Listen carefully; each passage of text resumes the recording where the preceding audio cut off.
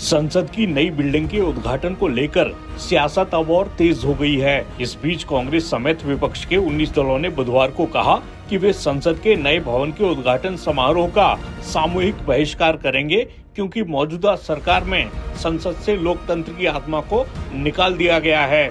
उन्होंने एक संयुक्त बयान में ये भी आरोप लगाया कि राष्ट्रपति द्रौपदी मुर्मू को उद्घाटन समारोह से दरकिनार करना और प्रधानमंत्री नरेंद्र मोदी द्वारा संसद के नए भवन का उद्घाटन करने का फैसला लोकतंत्र पर सीधा हमला है।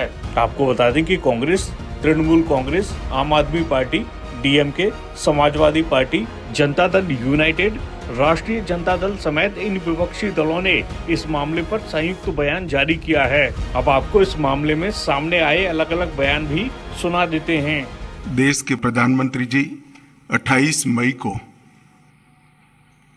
संसद का नवनिर्मित भवन राष्ट्र को समर्पित करेंगे। एक प्रकार से ये नया संसद भवन प्रधानमंत्री जी की दूरदर्शिता का प्रमाण है, जो नए भारत के निर्माण में हमारी सांस्कृतिक विरासत, परंपरा और सभ्यता को आधुनिकता से जोड़ने का एक सुंदर प्रयास है।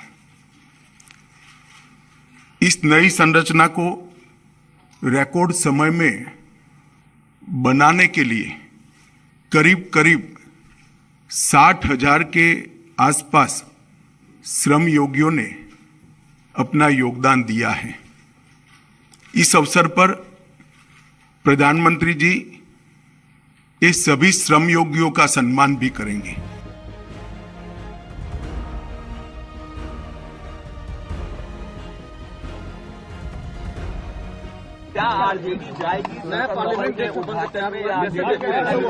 हम लोग की सभी लोगों से बात हुई है हमारी, और हम लोग जो है इसका हम लोग विरोध करेंगे, बॉयकॉट करेंगे।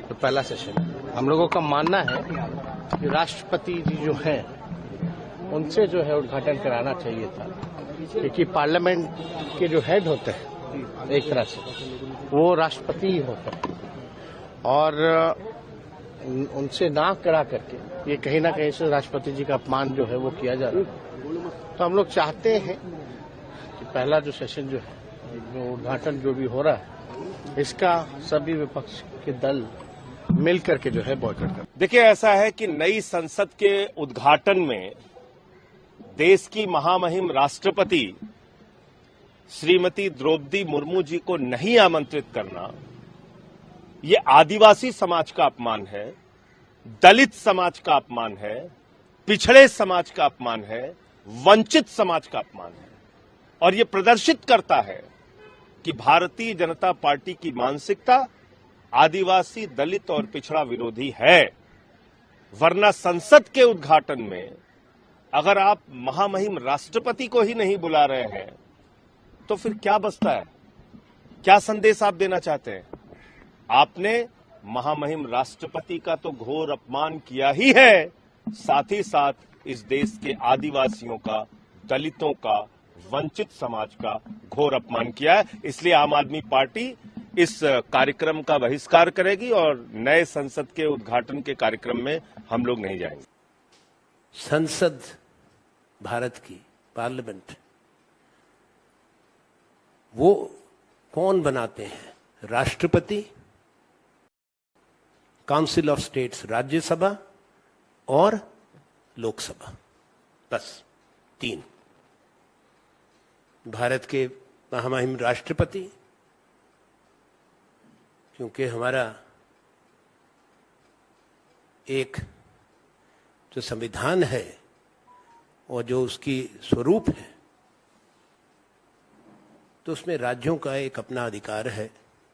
तो पहला सदन संसद का राज्यसभा है, इसमें राज्यों के चुने हुए प्रतिनिधि बैठते हैं, भारतीय गणतंत्र के, और दूसरा लोकसभा है। केवल भारत के राष्ट्रपति को यह अधिकार है कि संसद के सत्र को बुलाया जाए। वो आर्टिकल 85 में स्पष्ट रूप से उल्लेखित है। और आपको मालूम भी होगा, पर मैं कहना चाहता हूं, केवल महामहिम राष्ट्रपति भारत के सदन बुलाने का संवैधानिक अधिकार रखते हैं और हर सदस्य को, चाहे वो लोकसभा का सदस्य है या राज्यसभा को, उसको लाल रंग का सम्मन मिलता है। सम्मन घोषणा नहीं होती, नोटिफिकेशन नहीं होती, हर मेंबर को, हर सदस्य को निजी रूप से राष्ट्रपति का सम्मन आता है कि इस तारीख से इस तारीख तक सत्र बुलाया गया। और केवल राष्ट्रपति को अधिकार है सत्र खत्म होने पे उसको प्रोरोग करने का, किसी और को नहीं। ना वो लोकसभा के अध्यक्ष करते हैं, वो एडजर्न करते हैं, राज्यसभा के चेयरमैन एडजर्न करते हैं। प्रोरोग करना, उसकी नोटिफिकेशन होती है गजट की, राष्ट्रपति। लोकसभा को भंग करना, चुनाव बुलाना, वो अधिकार केवल राष्ट्रपति का। तो ये संवैधानिक रूप में उचित नहीं है कि राष्ट्रपति को इतने बड़े फैसले से बाहर रखा जाए। दुर्भाग्य की बात है कि पूर्व राष्ट्रपति रामनाथ कोविंद जी को वो सब अवसर नहीं मिला, सम्मान मिलना चाहिए। अब वो नींव पत्थर रखा गया, उसमें नहीं बुलाए, हालांकि रखना उनको चाहिए था। अब उद्घाटन हो रहा है, उसमें भी नहीं। तो एक सैद्धांतिक बात है।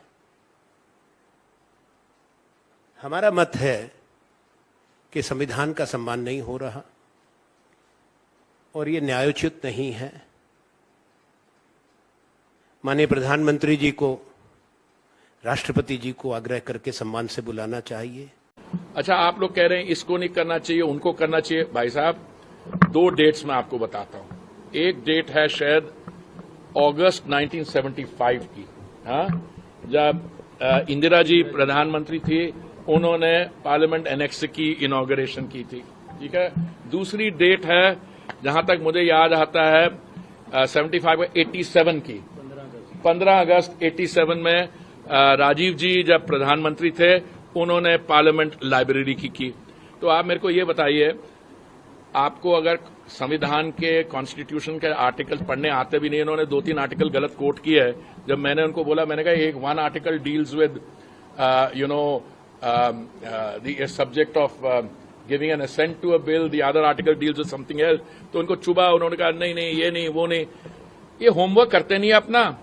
अपने समय में जो, देखिए, हेड ऑफ स्टेट और हेड ऑफ गवर्नमेंट में देयर इज अ डिफरेंस। अगर आपके हेड ऑफ गवर्नमेंट इनॉग्रेट कर सकते हैं पार्लियामेंट की एनेक्सी को और लाइब्रेरी को, तो हम इस समय के हेड ऑफ गवर्नमेंट क्यों नहीं कर सकते? Simple is that.